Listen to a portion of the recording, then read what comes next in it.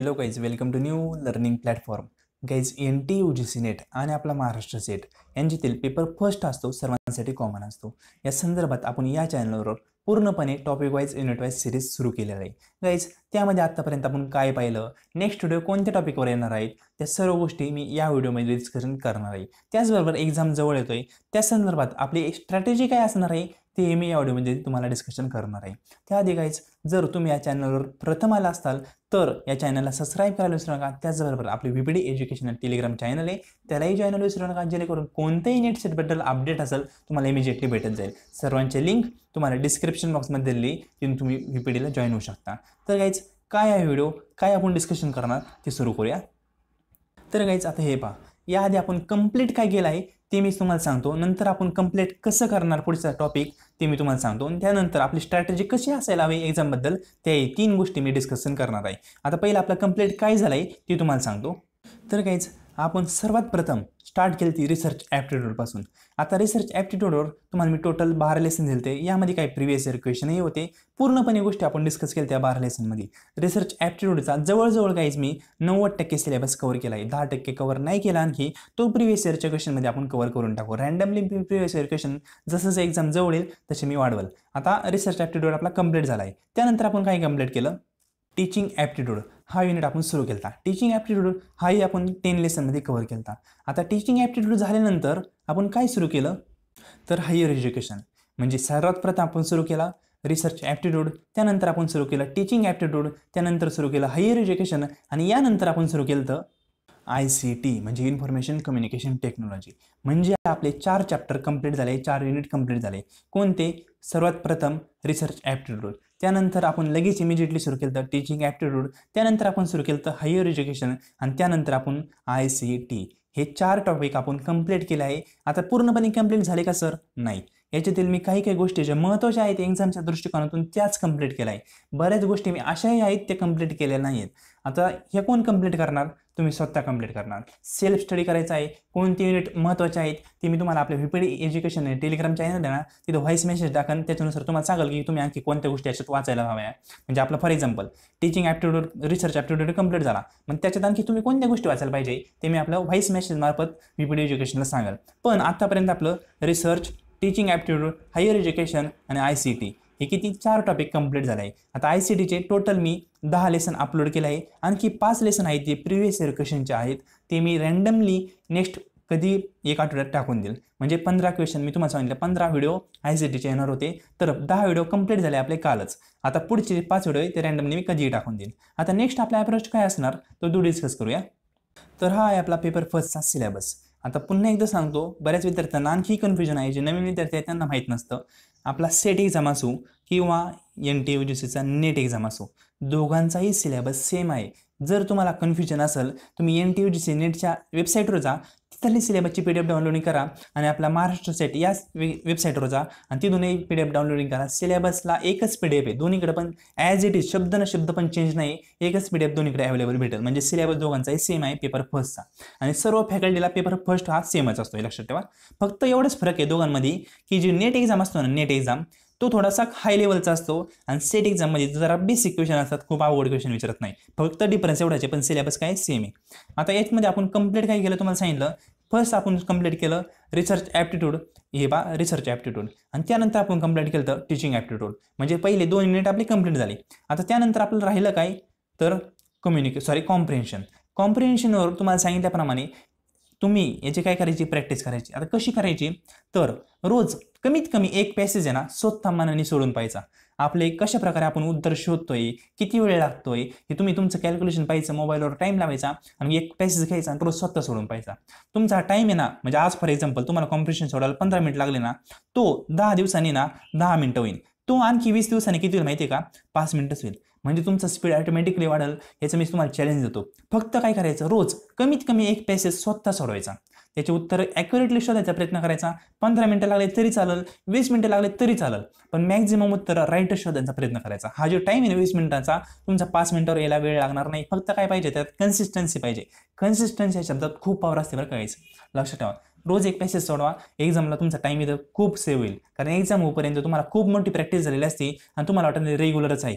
म्हणून कॉम्प्रिहेन्शनवर मी फक्त 1 ते 2 लेसन टाकीन की कशा प्रकारे तुम्ही सोडायला पाहिजे, ते रॅन्डमली कधी टाकून देईन म्हणजे कॉम्प्रिहेन्शन आपला कंप्लीट होईल. म्हणजे 5 टॉपिक आपले कंप्लीट होतील. कोणते? Higher education, teaching aptitude, research aptitude, ICT आणि कॉम्प्रिहेन्शन, हे 5 तर कंप्लीट झाले फॉर एक्झाम्पल. आता नंतर कम्युनिकेशन आपण इमिजिएटली उद्यापासून स्टार्ट करत आहोत. कम्युनिकेशन खूप सोपा टॉपिक आहे, फक्त याचे कन्सेप्ट खूप असतात. कम्युनिकेशन इतक्या कन्सेप्ट आहे, आतापर्यंत कोणत्याच तुम्ही युनिटमध्ये इतक्या कन्सेप्ट पाहिल्या नसतील तेवढ्या कम्युनिकेशनमध्ये कन्सेप्ट आहेत. सर्व कन्सेप्ट मी जशा तुम्हाला टीचिंग ॲप्टिट्यूडचे सांगितलं, त्या रिसर्च ॲप्टिट्यूडचं फर्स्ट युनिट तुम्ही पाहिलं असेल. बऱ्याच विद्यार्थ्यांनी म्हणजे जवळजवळ आत्ता पाहिलं तुम्ही तर 300+ विद्यार्थ्यांनी लाईक केला आहे, एकही विद्यार्थ्यांनी डिसलाईक केलं नाही. अशा प्रकारे मी तुम्हाला कम्युनिकेशनच्या पण कन्सेप्ट सांगल. याचं लेक्चर उद्यापासून स्टार्ट करणार आहोत. आता उद्यापासून आपण काय स्टार्ट करणार आहोत ते सांगतो. कम्युनिकेशन पहिल्यांदा आपण स्टार्ट करणार.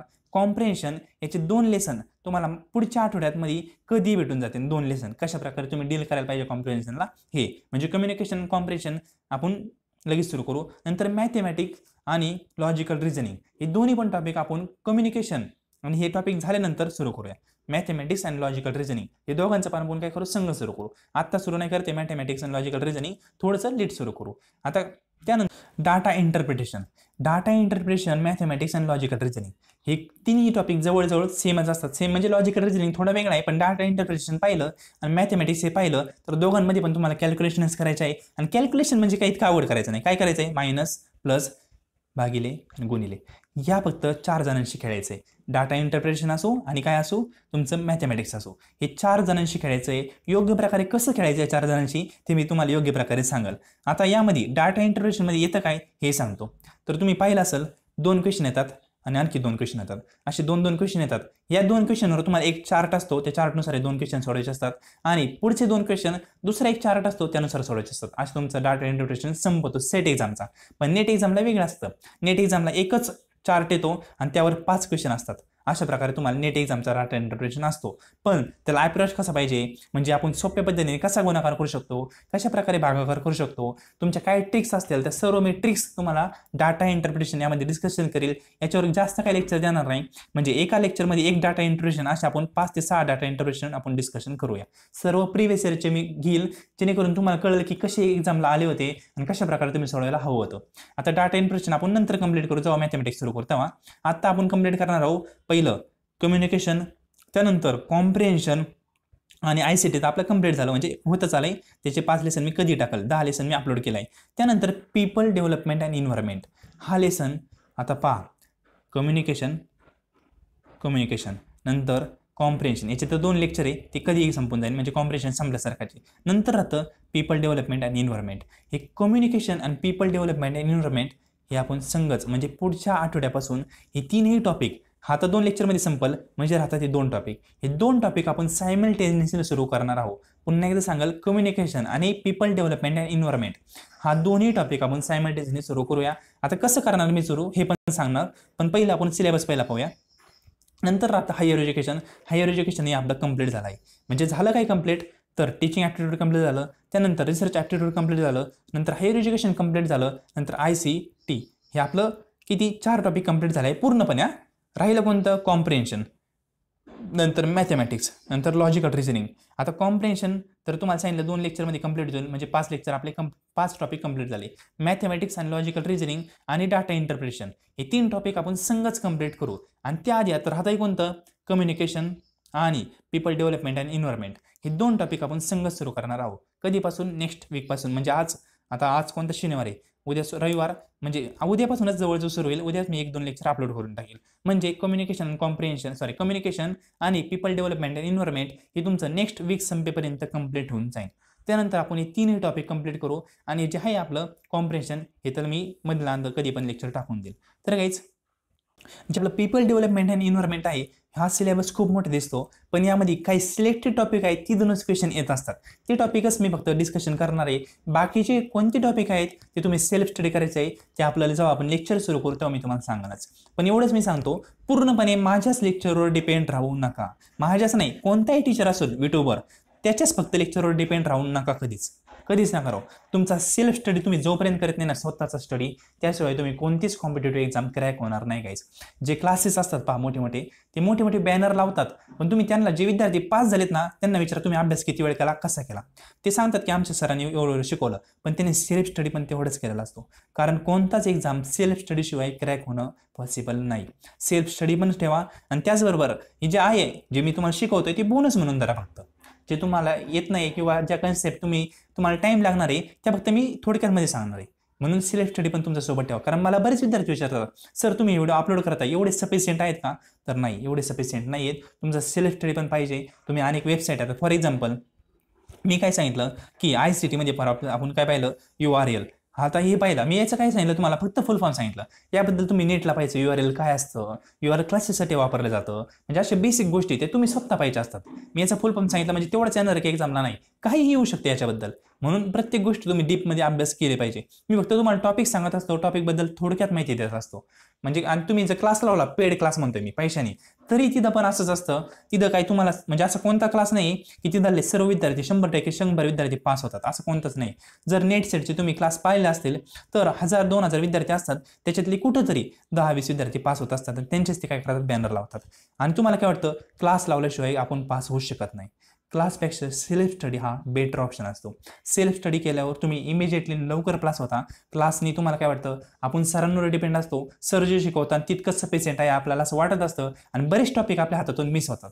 तसं सेल्फ स्टडीमध्ये आपण बरेच टॉपिक पाहत असतो, कारण आपल्याला माहित नसतं कोणता अभ्यास करायचा कोणता नाही, आपण सगळंच वाचत चालतो. आणि हे काय होतं तर सेल्फ स्टडीचं ॲडव्हान्टेज असतं. तुम्ही जे टॉपिक तुम्हाला वाटत नव्हते की येईल पेपरला ते पण येऊन जातात. हे सेल्फ स्टडीचं ॲडव्हान्टेज असतं गाईज. तर लक्षात ठेवा एक्झाम जवळ आला आहे पण घाबरून जाऊ नका. एक्झाम जवळ आलाय म्हणजे लगेच आपल्याला घाबरायचं असं नाही की 11 तास अभ्यास करायचा असं पण नाही. झोप पण सफिशियंट पाहिजे. एक मिनिट सॉरी, एकच सेकंद एक्स्ट्रीमली सॉरी. झोप पण सफिशियंट पाहिजे. कमीत कमी 6 तास तरी झोप माणसाला पाहिजे. जर 6 तास झोप घेतली नाही जास्त वेळ अभ्यास केला ना ते माइंडच्या वरतून जातं. म्हणून कमीत कमी 6 तास तरी झोप घ्या आणि मग अभ्यास करा. रिलॅक्समध्ये अभ्यास करायचा. एक्झाम येतच राहणार आहे, मग आयुष्य काय जगणं सोडून द्यायचं कारण अभ्यास करायचा असं काही नाही. पण अभ्यासाला आता थोडासा जास्त टाइम द्या, दुसऱ्या गोष्टीला थोडा कमी टाइम द्या, इतकंच करा. तर एक डेफिनेटली होताल. आणि आता मी तुम्हाला सांगितलं की 15 दिवस एक्झामला राहिलेत, अशा पद्धतीने अभ्यास करा. कारण JEE एक्झामची डेट त्यांनी अनाऊन्स केली आहे.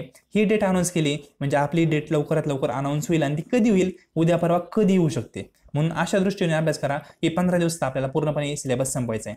आता इथं एक मला कमेंट आली त्या विद्यार्थ्यांच्या, सर आत्ता एक्झाम होणार नाही, कोविड वाढतोय, लेट एक्झाम होणार आहे. होऊन द्या लेट एक्झाम. जर आत्ता अभ्यास केला नाही एक्झाम झाला, अभ्यास वाया जाणार कधी, स्टडी कधीच वाया जात नाही. पण जर तुम्ही असा विचार करत असाल की एक्झाम काय होणार आहे, उशिरा होणार आहे आणि उद्या फॉर एक्झाम्पल डेट आली की नेक्स्ट 15 दिवसांनी आपला एक्झाम होणार आहे असं डेट आली नेटची, तर तुम्ही काय करणार. बऱ्याच विद्यार्थ्यांनी अभ्यास केलेला असतो, कॉम्पिटिशन तुमची त्या विद्यार्थ्यांशी असते, पण त्यांचा तर अभ्यास जास्त झालाय, तुम्ही इथे क्वालिफाय होण्याचे चान्सेस कमी होतात. म्हणून असं सांगतोय अभ्यास करत राहा. एक्झाम कधी येऊ, अभ्यास कधी वायाच जात नाही. तुम्ही आजचा अभ्यास केला एक्झामच्या वेळेस फक्त तुम्हाला रिव्हिजन करावं लागेल. पण हा तुम्ही विचार लक्षात ठेवा. फक्त एक्झाम कधी येऊ अभ्यास फक्त कंटिन्यू चालू ठेवा, बंद करू नका. कारण होईल 1-2 महिन्यात एक्झाम 100% होईल. नाही नेटचं झाला तर सेट एक्झाम येतोय, सेटचा तर एक्झाम होईलच. म्हणून अभ्यास करत राहा. आता मी तुम्हाला सांगितल्याप्रमाणे कम्युनिकेशन आणि कोणता पीपल डेव्हलपमेंट अँड एन्व्हायरमेंट हे संगत सुरू करा. आणि त्याचबरोबर कॉम्प्रेन्शन जे 2 लेक्चर आहेत ते 2 लेक्चर मी याच्याच सायमल्टेनियसली कधीही रँडमली टाकून देईल. तर काहीच हा आवडता व्हिडिओ आणि स्ट्रॅटेजी तुम्हाला सांगितली, तुमची स्ट्रॅटेजी स्वतःच बनवायची. जे तुम्ही स्ट्रॅटेजी आहेत तुम्हाला माहिती आहे आपले टोटल 10 टॉपिक आहेत. 10 टॉपिकमधले आपल्याला कोणते टॉपिक जास्त योग्य प्रकारे येतात, जे योग्य प्रकारे येतात त्यांना थोडंसं इग्नोर करा आणि जे येत नाहीत ना त्यांच्यावर जास्त कॉन्सन्ट्रेशन करा. मी तुम्हाला सांगाल की 5 दिवस ICT द्या, 5 दिवस पीपल डेव्हलपमेंट एन्व्हायरमेंटला द्या, 5 दिवस तुम्ही कॉम्प्रेशनला द्या, 5 दिवस तुम्ही रिसर्चला द्या. आता तुम्हाला फॉर एक्झाम्पल रिसर्च योग्य प्रकारे येतोय, 5 दिवस देण्याची गरजच नाही तुम्ही. म्हणून तुमचं स्ट्रॅटेजी स्वतःच बनवा. मी तुम्हाला तेच सांगाल, सेल्फ स्टडीनुसार स्ट्रॅटेजी बनवा. आणि क्लासेस वगैरे यूट्यूब आहे ते कशासाठी तुम्हाला फक्त एक गायडन्स म्हणून आहे. सेल्फ स्टडी केल्याशिवाय तुम्ही कोणताच एक्झाम क्रॅक करू शकत नाही. पुन्हा एकदा सांगाल. तर काहीच हा होता व्हिडिओ. कसा वाटला कमेंट बॉक्समध्ये कमेंट करायला विसरू नका आणि आपल्या मित्रांशी शेअर करा, जेणेकरून ते जर पेपर फर्स्टचा अभ्यास करत असेल नेट सेटचा, त्यांनी या व्हिडिओचा डेफिनेटली ॲडव्हान्टेज होईल. कारण मी कम्युनिकेशन इतक्या चांगल्या लँग्वेजमध्ये तुम्हाला शिकवणार आहे की कम्युनिकेशनची कोणतीच कन्सेप्ट तुम्ही कधीच विसरणार नाही. पूर्णपणे मी माझ्या भाषेत माझ्या लँग्वेजमध्ये तुम्हाला कम्युनिकेशन शिकवणार आहे. खूप सोपं युनिट आहे, पण तुमचा ॲप्रोच तिथे चुकतो आणि तुम्हाला कम्युनिकेशन अवघड वाटतं. तर कम्युनिकेशन आपण सुरू करूया. उद्यापासूनच मी लेक्चर अपलोड करेल. आज ICTचे 1 किंवा 2 लेक्चर तुम्हाला येतील. म्हणजे आज आपले टोटल 12 पर्यंत ICTचे लेक्चर कंप्लीट होईल. गाईज हा व्हिडिओ आवडला असेल तर कमेंट बॉक्समध्ये कमेंट करायला विसरू नका. थँक्यू.